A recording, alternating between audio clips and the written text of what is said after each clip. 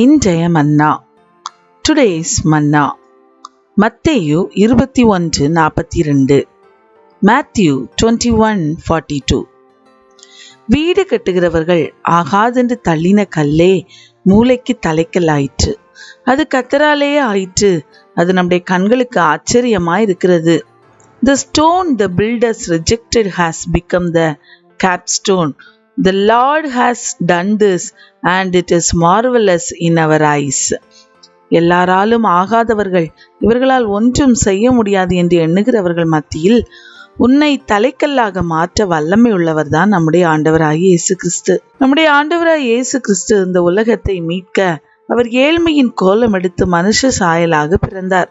ஆனால் அவரை இந்த உலகம் ஏற்றுக்கொள்ளவில்லை. அவரை பார்த்து, இவரா நம்மை ரட்சிக்கப் போகிறார் என்றார்கள்.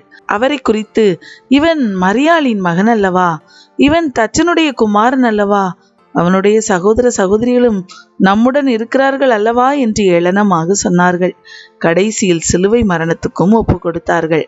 ஆனால் இந்த உலகத்தினரால் ஏற்றுக்கொள்ளப்படாத இயேசுவை தேவன் எல்லாவற்றுக்கும் மேலாக உயர்த்தி, இயேசுவின் நாமத்தில் வானோர் பூதலத்தோர் பூமியின் கீழானோருடைய முழங்கால்கள் யாவும் முடங்கும்படிக்கும், பிதாவாகிய தேவனுக்கு மகிமையாக இயேசு கிறிஸ்து கர்த்தரென்று நாவுகள் யாவும் அறிக்கை பண்ணும்படிக்கும் எல்லா நாமத்துக்கு மேலான நாமத்தை அவருக்கு தந்தருளினார்.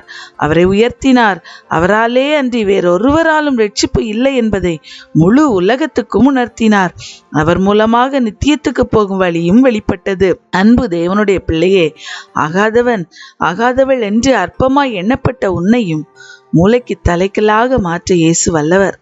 அவருக்கு உன் வாழ்வை ஒப்பு கொடுத்து அவர் சித்தம் செய்கிறவனாய் நீ மாறும்போது, எல்லாராலும் ஆகாதவர்கள் என்று தள்ளப்பட்ட உன்னை எல்லாருடைய கண்களும் காண தலைக்கல்லாக மாற்றி உன் மூலமாக கர்த்தர் மகிமைப்படுவார். ஆகவே கலங்காதே, சோர்ந்து போகாதே. கர்த்தர் மேல் உன் நம்பிக்கையை பலப்படுத்தி இந்த வார்த்தை என்று அறிக்கை செய்து ஆசீர்வாதத்தை பெற்றுக்கொள். God bless you.